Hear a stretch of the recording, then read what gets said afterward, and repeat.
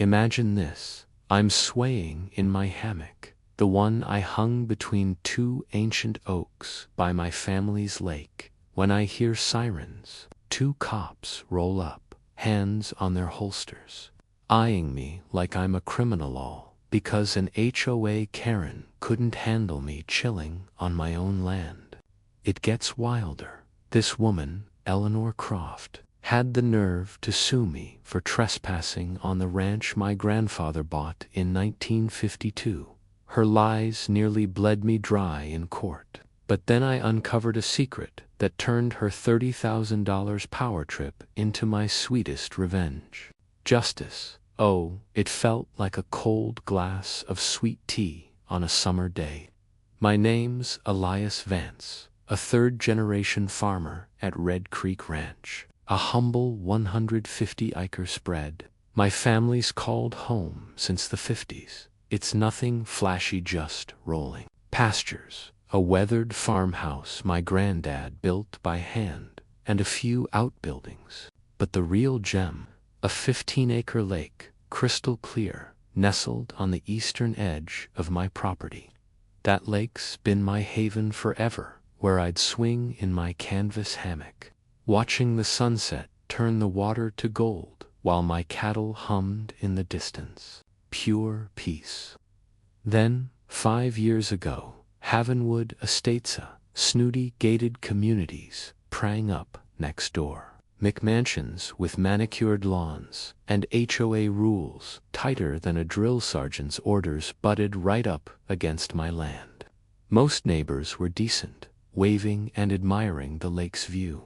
But when Eleanor Croft took over as HOA president, my quiet paradise turned into a battlefield. Which city of the United States are you watching from? Drop a comment and share with us if you have any confrontation with the HOA. We'll narrate your story on our channel.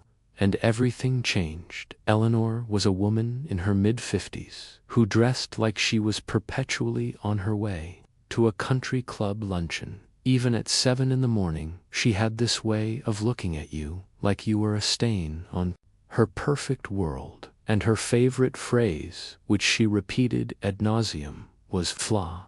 If we don't keep Havenwood Estates perfect, this place will turn into a dump." That particular Saturday started like any other. I'd finished my morning chores, grabbed a cold beer, and headed down to my hammock for a well-earned rest. The spring air was perfect, not too hot, with just enough breeze to keep the bugs away. I'd been there maybe 20 minutes when I heard the sirens. At first, I figured they were heading somewhere else, maybe a medical emergency in the subdivision. But then I saw the patrol car pull up to my fence line, and 2 officers got out looking confused but determined. "Sir, we're responding to report of suspicious activity," the younger officer said, his hand resting on his belt. "Ma'am, over there says you're trespassing and refusing to leave." I actually laughed, thinking it was some kind of joke. "Officer, this is my property. I've lived here my whole life. That hammock is on my land between trees my grandfather planted."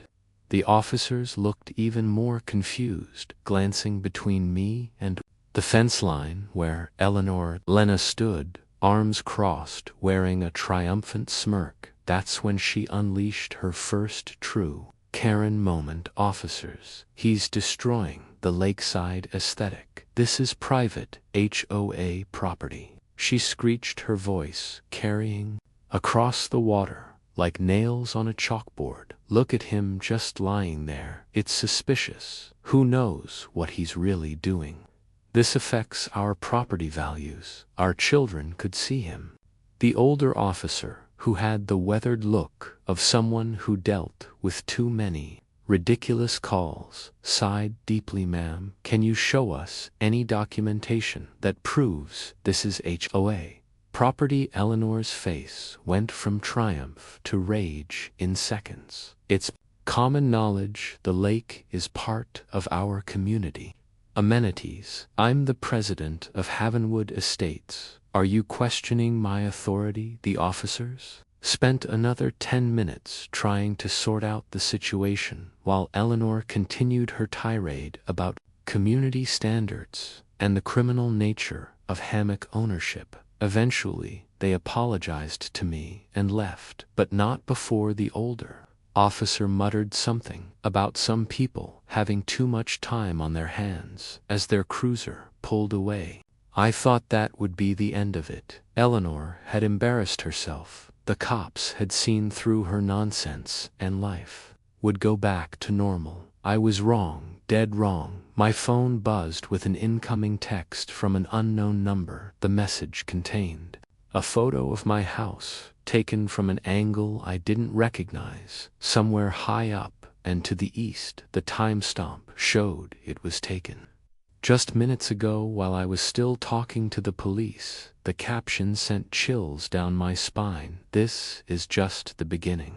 Wait, when the hell did she install a camera? So calling the cops on someone for using their own hammock. What do you think about that? Drop your thoughts in the comments below. The letter arrived 3 days later, delivered by certified mail, like it was some kind of legal missile aimed at my peace of mind. The envelope bore the pretentious logo of Havenwood Estates, HOA, complete with a little sketch of a swan that probably costs more to design than I made in a month. Inside the letter was a masterpiece of bureaucratic aggression. Dear Mr. Vance, it began, this notice serves to inform you of multiple violations regarding unauthorized structures near community property. Your continued use of the lakeside area disrupts the aesthetic harmony of Havenwood Estates and poses a liability risk to our residents. It went on for 3 pages, citing made-up regulations and threatening fines if I didn't cease and desist immediately. The whole thing was signed by Eleanor Croft, her signature as sharp and aggressive as her personality. I sat at my kitchen table, the same scarred oak surface where my grandfather had taught me to read, and drafted my response. Dear Mrs. Croft, I wrote, keeping my tone professional, despite my urge to tell her exactly where she could shove her fake violations. I am in receipt of your letter dated the 10th.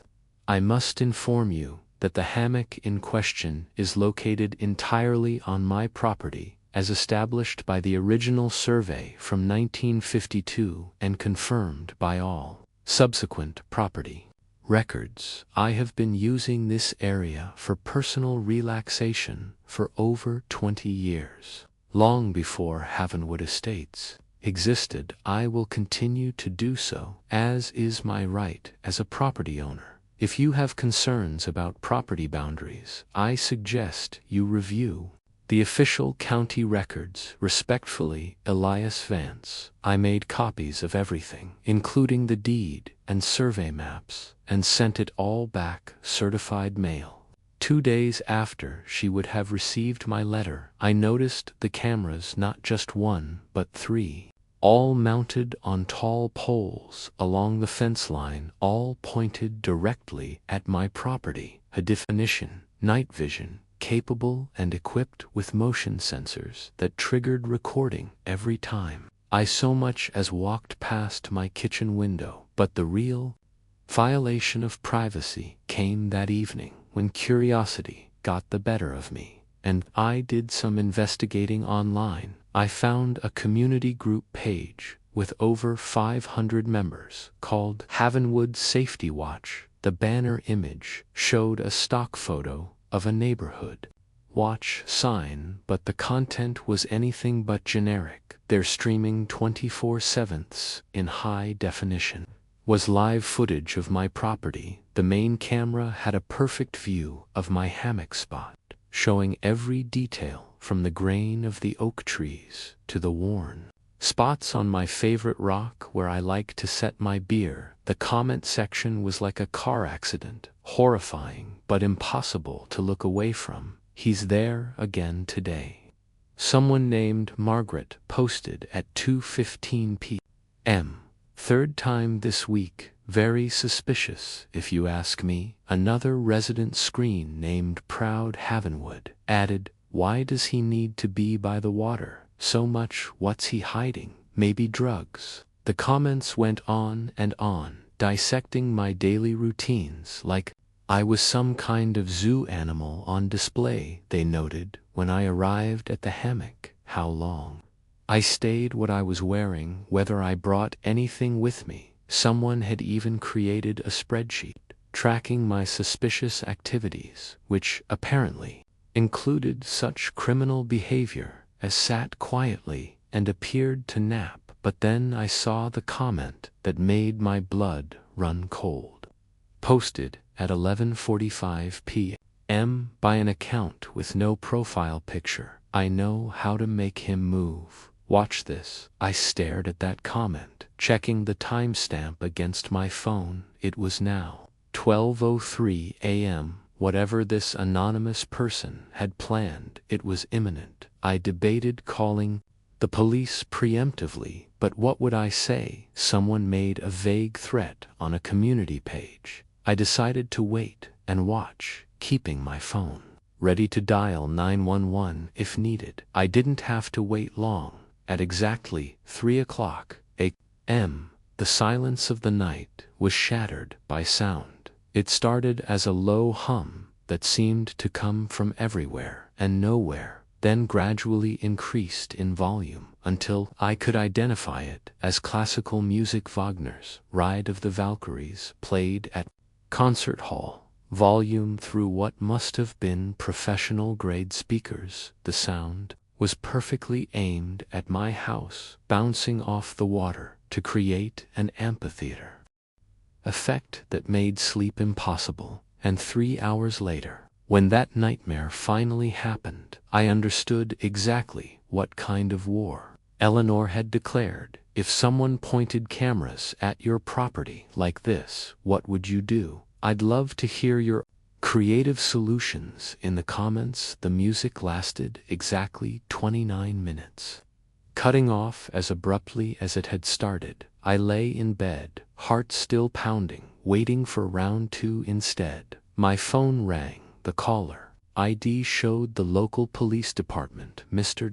Vance, this is dispatch. We've received a noise complaint about loud music coming from your property. I sat up so fast, I nearly fell out of bed. The music isn't coming from my property. It's coming from the HOA next door. They're harassing me there.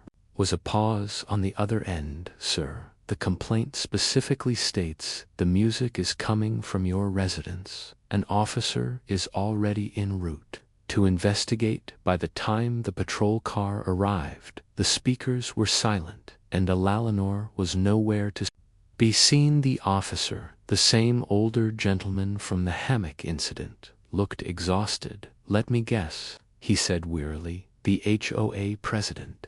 I showed him where the speakers were mounted along the fence line. Professional installations that must have cost thousands. He took photos and notes, but we both knew how this would go in court. Civil dispute, no criminal intent, proven nothing to be done. The 3 o'clock a.m. concerts became a regular feature of my life, always lasting exactly 29 minutes to stay just under the 30 INUT threshold that would constitute a clear noise violation. Then came the false reports. First, more noise complaints when I was running my tractor during normal daylight hours. Then someone reported suspicious individuals coming and going from my property, which turned out to be my veterinarian making routine calls and the feed delivery truck that had been coming to the ranch for 15 years. The police were getting as tired of it as I was, but they had to respond to every call. One young officer pulled me aside after the 5th false alarm. Mr. Vance, you might want to consider getting a lawyer. This is harassment, plain and simple. But the worst part was the rumor campaign. Eleanor, orchestrated with surgical precision whispers, started spreading through Havenwood Estates that I was acting inappropriately near the lake. Nothing specific, nothing actionable, just vague insinuations designed to paint me as some kind of threat. It was during this siege that Walter Bishop became my unlikely ally. I was at the local hardware store, buying yet more locks for my gates, when this elderly gentleman in his 70s shuffled up to me. "You're Elias Vance, aren't you?" he asked, glancing around nervously, like he was afraid of being seen. "I'm Walt Bishop. I live in Havenwood, unfortunately. I've been watching what Eleanor is doing to you, and I want you to know, not all of us support it." He told me about life under Eleanor's regime, the $200 fine for roses that were to pink the mandatory approval process for any changes to your own property. The way she'd driven out 3 families who didn't meet her standards last month. She tried to find me because my grandson's bicycle was visible from the street for more than 4 hours. A child's bicycle. Walt's expression hardened. "I'm 78 years old, Mr. Vance. I've seen real tyrants in my time, and that woman is cut from the same cloth, just with better clothes and worse manners." That's when Eleanor escalated to her most outrageous move yet. "I was returning from town when I saw the police car in my driveway. Again, this time 2 officers waited with serious expressions. Mr. Vance, we've received a report of trespassing." I laughed bitterly. "Let me guess, I was trespassing on my own property again?" The younger officer looked uncomfortable. "Actually, sir, the report claims you've been repeatedly trespassing on HOA common grounds, specifically the lakeside area." The caller was quite insistent, even called 911. That's when I heard Eleanor's voice carrying across the fence line. She was on her phone, still connected to emergency services. "There's a man trespassing. He's sitting by the lake.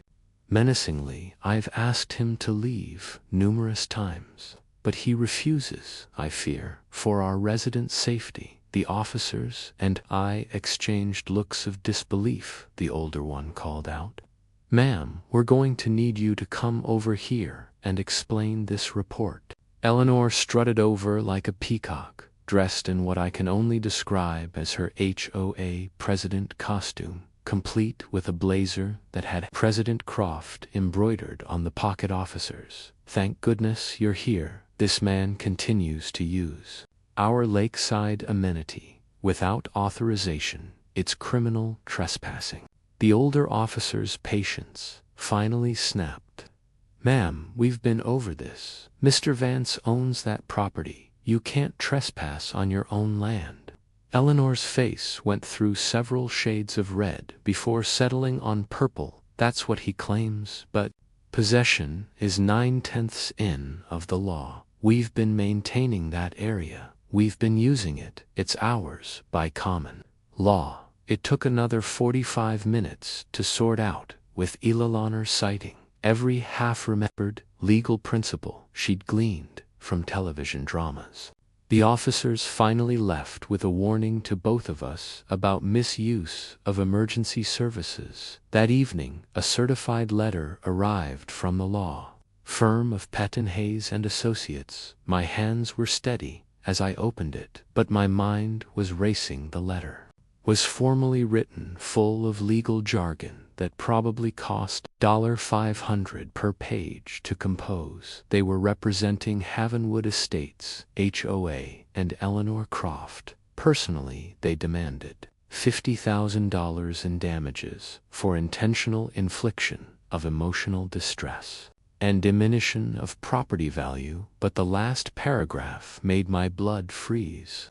"If these demands are not met within 30 days, we will have no choice but to pursue litigation for trespass, as our clients maintain that Mr. Vance has been unlawfully accessing the lakeside easement that rightfully belongs to Havenwood Estates, HOA.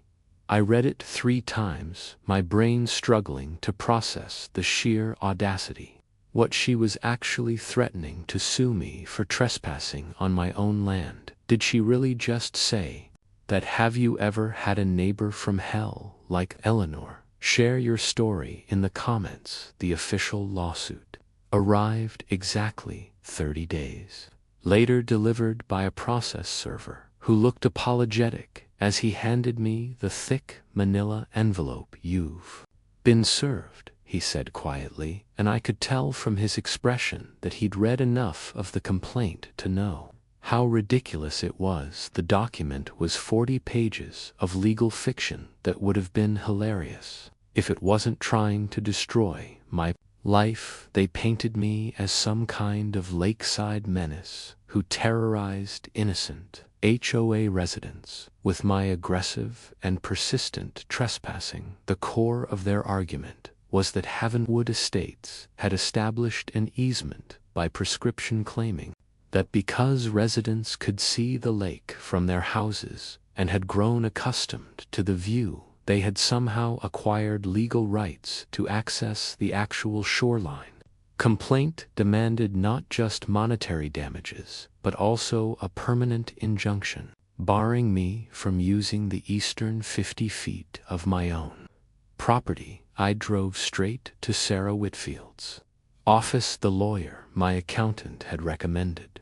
She was a nonsense woman in her 40s who specialized in property disputes, and her expression grew more incredulous with each page she read. "Let me get this straight," she said, setting the complaint down and removing her reading glasses.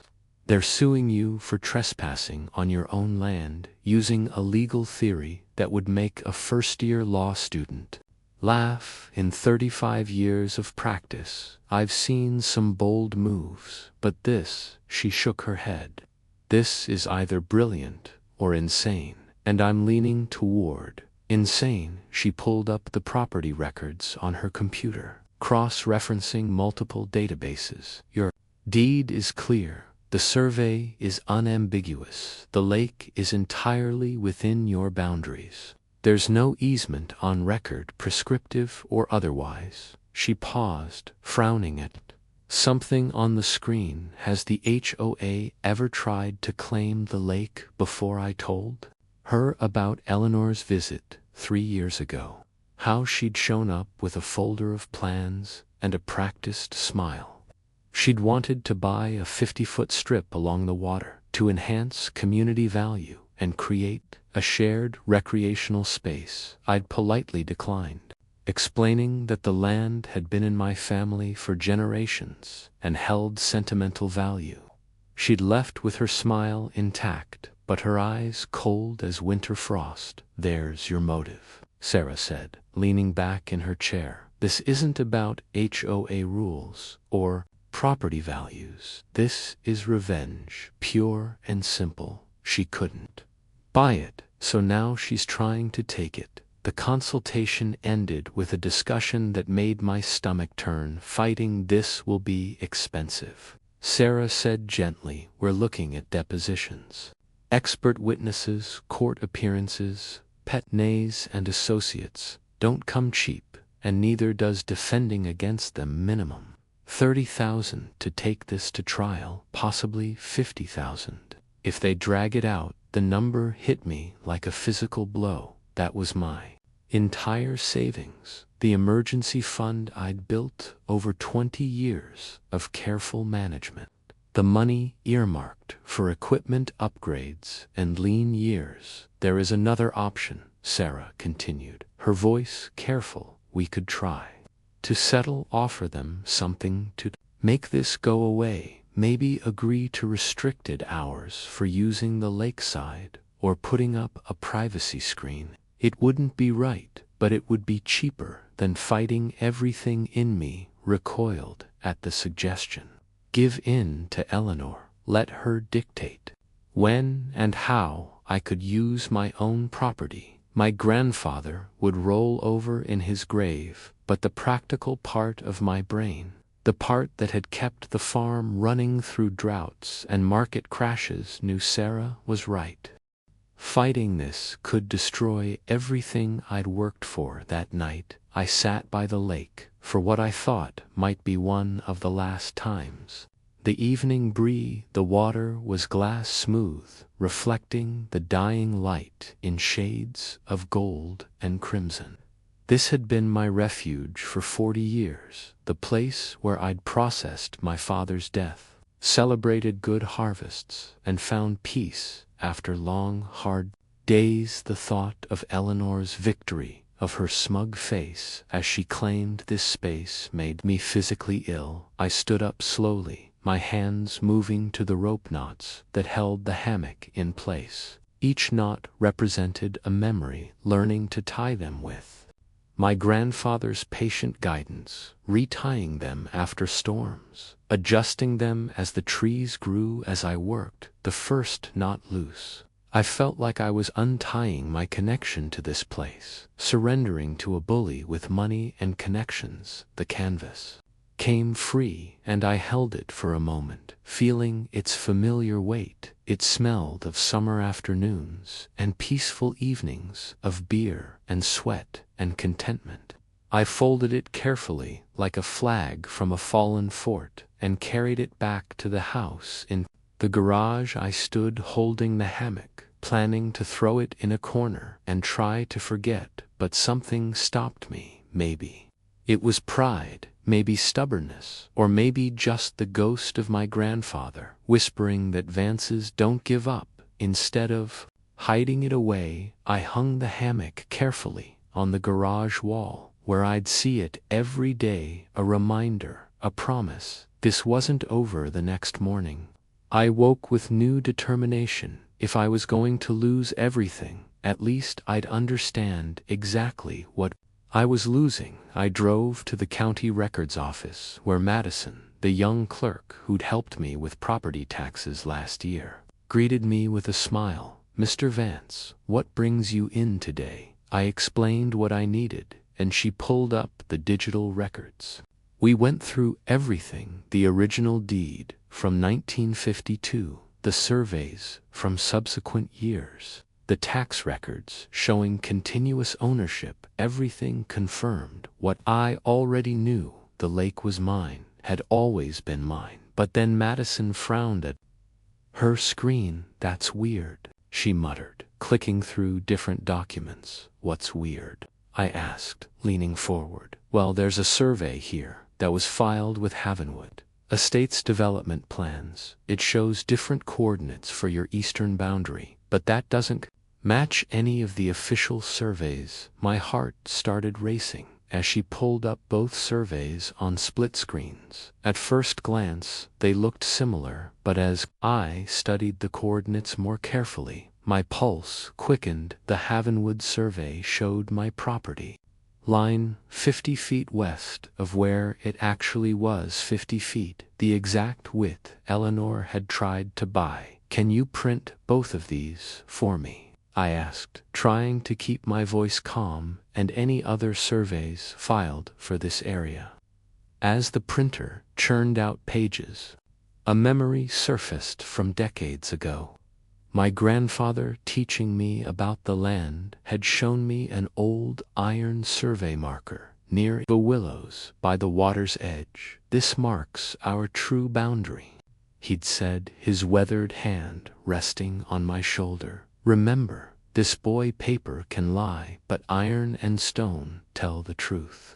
Be argued away by expensive lawyers. Damn it, if I'm right, Eleanor didn't just make a mistake. She made a $30.00 mistake." What's your eureka moment been like? When did you realize you had the upper hand in a bad situation? Share it with me in the comments. Sarah's office was technically closed when I arrived at 6 p.m., but she'd waited specifically to see what I'd found. Her usually composed demeanor cracked completely when I spread the two surveys across her conference table. "Holy," she breathed, then caught herself. "Sorry, that's not a discrepancy, Elias. That's fraud. We compared every detail, And the evidence was damning. Someone had filed an amended survey with Havenwood's development plans that shifted my eastern boundary 50 feet west. The fake survey was dated just 2 months before the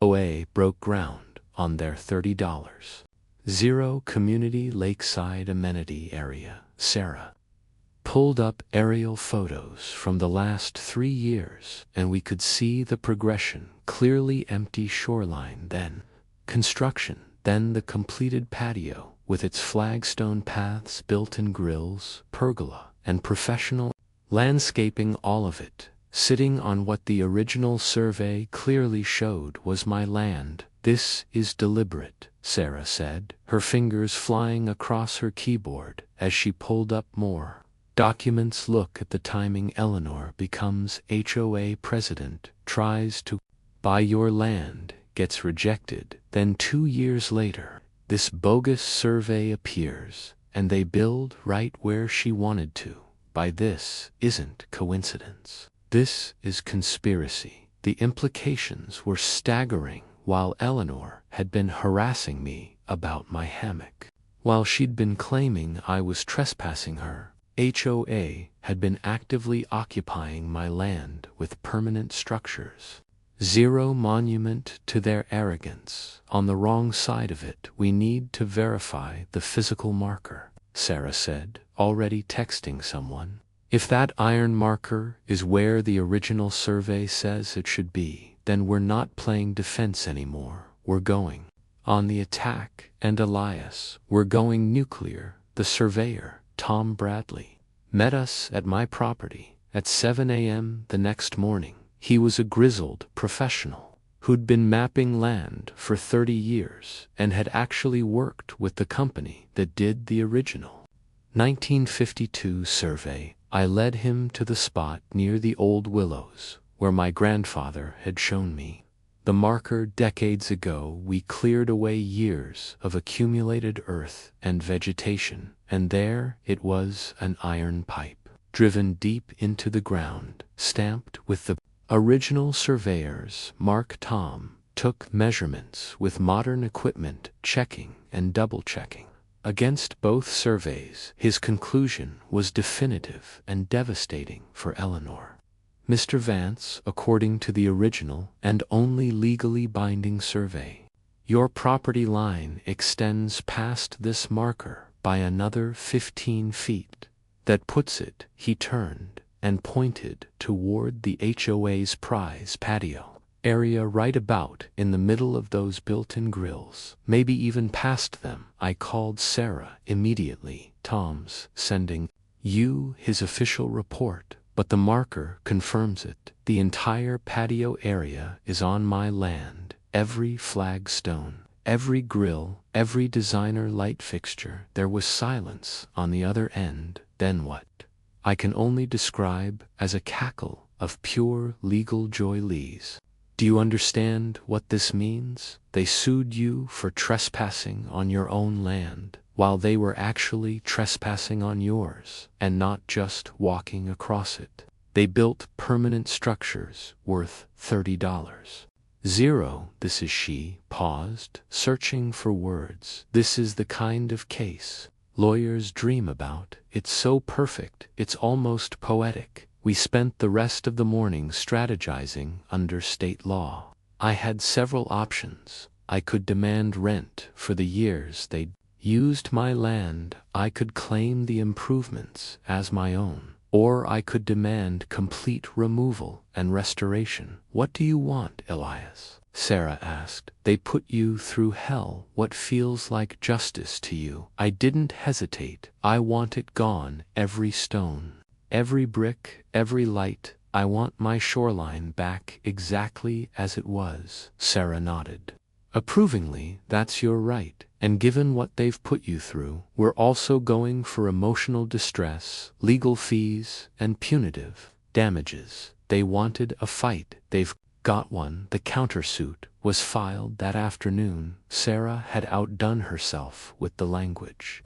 laying out in devastating detail how Eleanor and the HOA had conspired to steal land, filed fraudulent documents, and then had the audacity to sue the rightful owner for using his own property. She attached Tom's survey report, copies of both surveys with the discrepancies highlighted, and a professional appraisal showing the $30.00 value of the improvements sitting on my land, but the masterpiece was the damages calculation between the land theft, the harassment campaign, the false police reports, and the frivolous lawsuit. Sarah was demanding $150,000 plus removal of all structures, plus legal fees, plus a formal written apology to be published in the local newspaper. As I signed the papers, I thought about Eleanor's reaction when she received them. The woman who'd been so certain she could bulldoze a simple farmer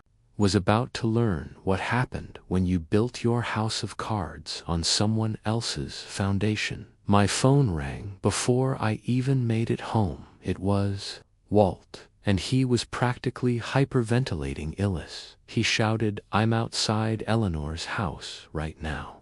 The police just showed up." "No, wait, that's not police. That's, oh my God, that's Richard Pettin himself, and another guy in a suit. They're all yelling at each other in the driveway." "Eleanor, just the lies. She just fainted, actually fainted. What did you do? And oh my God, why are they screaming about demolition?" I smiled, gripping the steering wheel a little tighter. "Walt, you might want to start another one of those live streams. I have a feeling things are about to get very interesting." The tables hadn't just turned, they'd been flipped, set on fire, and the ashes scattered to the wind. Eleanor Croft was about to learn what it felt like to be on the receiving end of a property dispute. What's your feeling right now? Drop an emoji in the comments. To capture this moment, the deposition was scheduled for Tuesday morning at the offices of Piton Hayes and Associates, a gleaming tower of glass and steel that screamed expensive legal fees. With every polished surface, Sarah and I arrived early, and she gave me one final pep talk in the parking garage. "Remember, we're not defending anymore. We're attacking. Let me lead. Answer honestly, but briefly. And whatever happens, don't let them see you sweat." The conference room was designed to intimidate, with floor-to-ceiling windows overlooking the city, and a mahogany table that probably cost more than my truck. Eleanor was already there, dressed in a severe black suit that made her look like she was attending a funeral. In a way, she was the funeral of her credibility, her reputation, and her iron-fisted rule over Havenwood Estates. Richard Pettin himself was leading Eleanor's legal team, a man who radiated the kind of confidence that came from 40 years of winning cases he opened with practiced concern. "Mr. Vance, we're all hoping to resolve this unfortunate misunderstanding. Surely you can see how your actions have disturbed the peace of Havenwood Estates." Before I could respond, Sarah placed a gentle hand on my arm. "Mr. Pettin, before we proceed, I'd like to clarify something. Are you aware that your client filed the fraudulent survey with the county?" The temperature in the room seemed to drop. Pettin's face remained professionally blank, but I saw his assistant's eyes widen. "I'm not sure what you're referring to," he said. Carefully, Sarah smiled, and it was the kind of smile that made me grateful she was on my side. "Of course. Let me refresh your memory." She opened her laptop and connected it to the room's presentation system. Within seconds, both surveys filled the massive wall display, the discrepancies glaring when blown up to that size. "As you can see," Sarah said conversationally, like she was discussing the weather, "someone amended the property boundaries by exactly 50 feet. Coincidentally, that's exactly the amount of land Mrs. Croft attempted to purchase from my client 3 years ago, even more coincidentally. This amended survey was filed just 2 months before the HOA built their $30.0 patio area. Petton was studying the surveys with the intensity of a man watching his case. Crumble, Eleanor, meanwhile, had gone pale beneath her makeup. "This is ridiculous," she sputtered. "Everyone knows where the property lines are. That patio has been there for 2 years. Sarah's smile widened. "Exactly, which means you've been trespassing on Mr. Vance's property for 2 years. Building permanent structures, no less. Tell me, Mrs. Croft, who authorized this survey amendment?" The question hung in the air like a loaded weapon. Eleanor's mouth opened and closed soundlessly. Petton leaned over to whisper urgently in her ear, but she shook him off violently. "I'm the HOA president," Eleanor declared, as if that explained everything. "I have a duty to maximize our community resources. That lakeside area was being wasted." Sarah pounced. "So you admit you knew the survey was amended?" Petton practically lunged across the table. "Don't answer that, Eleanor." Carefully constructed facade crumbled, and decades of entitlement came pouring out. "That farmer," she spat the word like profanity, "sitting there in his shabby hammock, dragging down our property values. I offered to buy that land fairly, and he refused. He refused me. Do you know who I am? I built Havenwood's reputation. I made it the premier community in the county by stealing land." Sarah asked mildly. Eleanor slammed her hand on the table, hard enough to make the water glasses jump. "It wasn't stealing. It was improving. That land was worthless before we developed it. Worthless. Just like that pathetic excuse for a ranch, Mrs. Croft." Sarah continued relentlessly. "Did you personally oversee the filing of the amended survey?" Eleanor's face had gone from pale to flushed, her carefully styled hair beginning to escape its pins. "Of course I did. I handle all HOA business, every detail, every improvement, and I do it again. That man," she pointed at me with a trembling finger, "has been a thorn in our side since day one, sitting there with his cows and his hammock, like some kind of hillbilly. This is a respectable community. If we don't keep Havenwood Estates perfect, it will turn into a dump. A dump." The court reporter's fingers flew over her keys, capturing every damning word. Petton and his associate were trying to calm their client, but Eleanor was beyond reason. She stood up so fast her chair toppled backward, designer heels clicking on the polished floor, as she paced like a caged animal. "You think you've won?" she snarled at me. "You think your little stunt with the survey matters? I am Havenwood Estates. Without me, property values will plummet. The community will fall apart.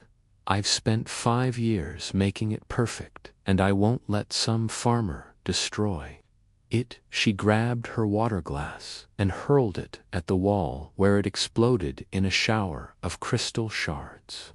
"I'll burn it all down before I let him have it. Do you hear me? I'll burn it down." Petton and his associate were on their feet, trying to restrain their client. "Eleanor, stop talking, please. For the love of God, stop talking." But Eleanor was in full meltdown mode, mascara running down her cheeks as she screamed about civic duty and the criminal nature of hammocks. "You want to know what I'll do?" she shrieked, struggling against Petton's grip. "I'll make sure every resident knows this is his fault. When their property values tank, when the community falls apart, they'll know who to blame.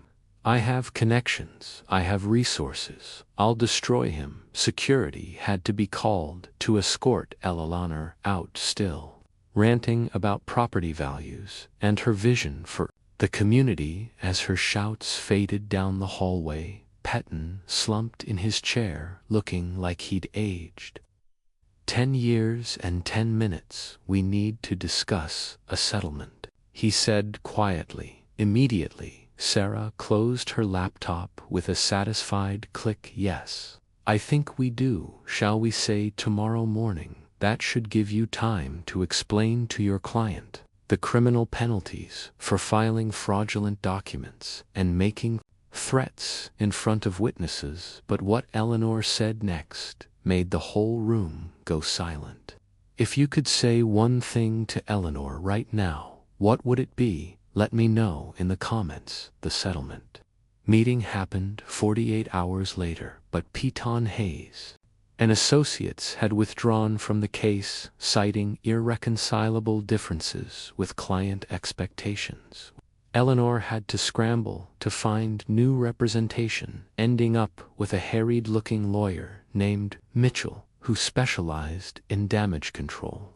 The meeting was held at the courthouse in a small mediation room that smelled of burnt coffee and broken dreams. Eleanor looked like she'd aged 10 years in 2 days. Her usually perfect hair hung limp. Her designer suit was wrinkled, and the dark circles under her eyes suggested she hadn't slept since her deposition meltdown. The mighty HOA president, who terrorized a neighborhood with her rules and fines, had been reduced to a defendant desperately trying to avoid criminal charges. Mitchell opened with what I can only describe as legal graveling. "My client wishes to resolve this matter quickly and quietly. We're prepared to meet all of Mr. Vance's demands." His voice had the tired quality of someone who'd spent 48 hours trying to talk sense into Eleanor.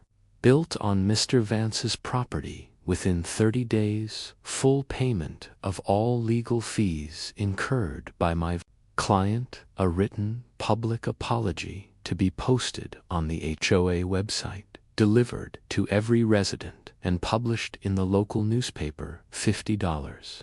Zero in damages for harassment, emotional distress, and attempted theft of property, and Mrs. Croft's immediate and permanent resignation as HOA president, with a ban on holding any HOA position in the future." Each demand hit Eleanor like a physical blow. When Sarah mentioned the $50, "Zero," she actually whimpered. Furthermore, Sarah continued, clearly savoring the moment, "Mrs. Croft will sign a restraining order, agreeing never to contact Mr. Vance again, directly or indirectly. No letters, no calls, no showing up at his property, no discussing him with other residents. Any violation will result in immediate legal action and potential criminal charges," Mitchell whispered urgently with Eleanor, who seemed to be shrinking into her chair. Her response was barely audible, but Mitchell finally nodded. "We accept all terms. When do you want the structures removed?" "Within 30 days. Sarah replied firmly. "At the HOA's expense, of course. And the work must be supervised by a contractor of Mr. Vance's, choosing to ensure no damage to his property. We'll also need a representative present to document the restoration." The paperwork took another 2 hours to complete. Eleanor signed each document with shaking hands, her signature nothing like the aggressive scrawl that had adorned so many threatening letters and frivolous fines over the years. When it was finally done, Eleanor looked up at me for the first time since entering the room. Her eyes were red-med and hollow. "I hope you're happy," she whispered hoarsely. "You've destroyed everything I built." I thought about all the sleepless nights, the police visits, the stress of nearly losing everything. I'd worked for the violation of being watched and harassed on my own land. "Mrs. Croft," I said quietly, "I just wanted to sit in my hammock by my lake. You're the one who decided that was a crime. You destroyed yourself." She fled the room without another word, leaving Mitchell to gather the papers and mumble something about his client being under stress. The demolition began the following Monday. I made sure to be there, not out of spite, but to ensure my property was properly restored. The contractor Sarah had recommended was efficient and professional, but the HOA residents who gathered to watch were anything but. Word had spread quickly through Havenwood Estates about what their president had done. The special HOA meeting the night before had been, according to Walt's gleeful live stream, an absolute bloodbath. Residents who'd been fined for petty violations, who'd lived under Eleanor's iron rule 4 years, finally had their chance to speak. $200 for the wrong shade of roses. One woman shouted, "He made me repaint my house 3 times. Another added, "She tried to find me for my grandson's bicycle." Walt chimed in. The calls for her resignation turned into chants, "Resign, resign, resign." The crowd grew louder with each repetition. When Eleanor refused to step down voluntarily, claiming she was being persecuted for trying to maintain standards. The vote of no confidence was unanimous, but the real justice, the moment that would go viral and become internet legend, came with the rain. As the demolition crew worked to remove the last of the patio, the sky opened up in a torrential downpour. The workers continued professional despite the weather. But then Eleanor appeared at the fence line. She stood there in the rain without an umbrella or raincoat, designer clothes soaking through within minutes, watching her $30 zero testament to power being reduced to rubble. Walt was there with his phone, live streaming the entire thing to an audience that grew by the minute. The comments scrolled by almost too fast to read. Justice never looked this satisfying. Karma is a bulldozer. This is what happens when HOA presidents go mad with power. Is she seriously just standing there in the rain? Someone should set this to violin music. As the excavator lifted a section of the pergola, Walt provided commentary that would later be viewed over 2 million times. Ladies and gentlemen, what you're witnessing here is a $30 zero lesson about property rights and the dangers of unchecked power.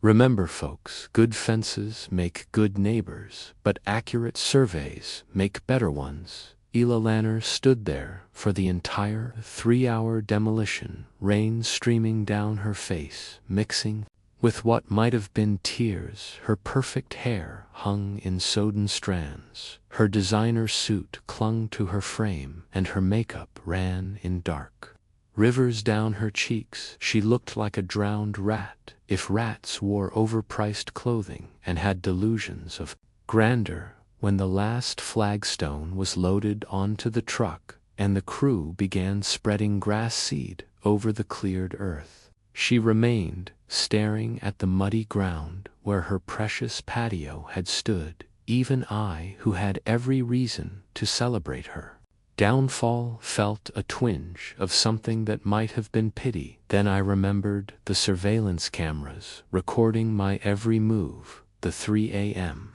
wake-up calls, the rumors she'd spread trying to paint me as dangerous, the attempt to steal my land through legal fraud, and any sympathy evaporated like morning dew that evening.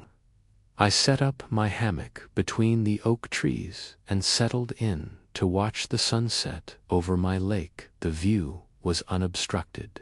Now, no patio, no grills, no pergola, just the natural beauty that had been there all along. The water was still reflecting the sky in shades of pink and gold. Somewhere in the distance, a cow lowed contentedly. The evening air was filled with the sounds of nature rather than HOA complaints or false alarms. Peace. Finally, blessed peace. My phone buzzed with a text from Sarah. Check the news. Eleanor's story went viral. 2 million views in counting. They're calling her hammock Karen, you're famous. I smiled and put my phone away. Fame wasn't what I'd wanted from any of this. I just wanted to be left alone, to enjoy my property, to maintain the simple pleasure of an evening by the water that my family had enjoyed for generations. But if Eleanor's very public humiliation served as a warning to other would-be land thieves and HOA tyrants, then perhaps some good would come from this whole ordeal. The internet had turned her into a cautionary tale, a meme, a reminder of what happens when power goes to your head and you forget that other people have rights.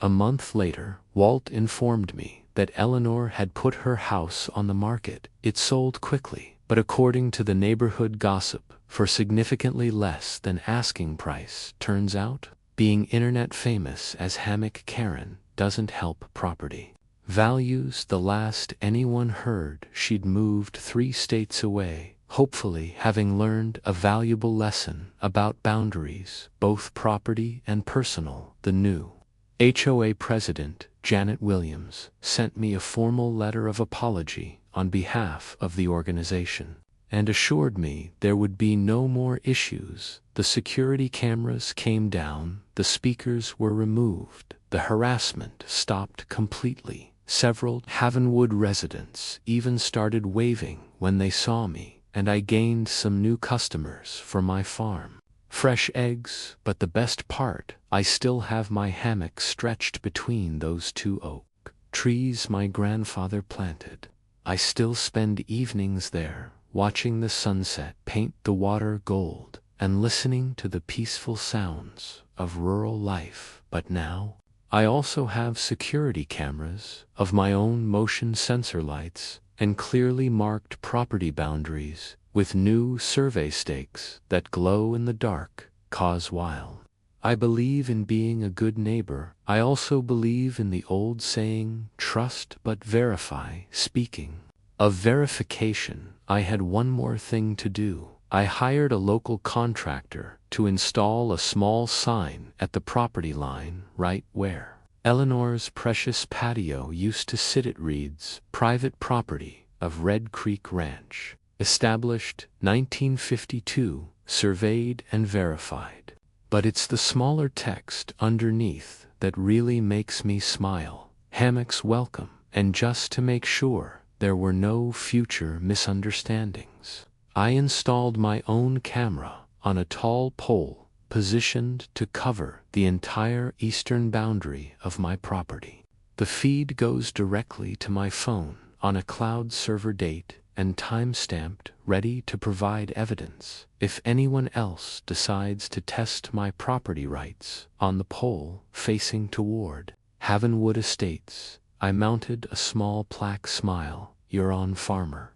Camera, I'm watching you now, Eleanor. People say revenge is a dish best served cold, but I think justice is better served with a side of public humiliation and a $30 bill for demolition. Eleanor wanted to make an example of me to show what happened when someone didn't bow to her authority. She succeeded beyond her wildest dreams, just not in the way she intended. She became an example, all right, an example of what happens when you let a little power go to your head and forget that other people have rights, an example of why you should always check property lines before building, an example of why filing fraudulent documents is a bad idea, and most importantly, an example of why you should never ever mess with a farmer who just wants to relax in his hammock. The lake is mine, the peace is mine, the victory is mine, and the next time someone tries to tell me I can't use my own property, well, I've still got that survey and Sarah's number on speed dial, and a whole internet full of people who apparently really enjoy watching HOA presidents get their comeuppance. Thanks for watching this crazy story unfold. If you found it as satisfying as I found living it, hit that like button and subscribe for more tales of justice served, and drop a comment with your own HOA horror story. I'll pin the best one. Remember, know your rights, document everything, and never ever let a bully push you off your own land. Until next time, this is Elias signing off for my perfectly legal, professionally surveyed court-to-feed hammock.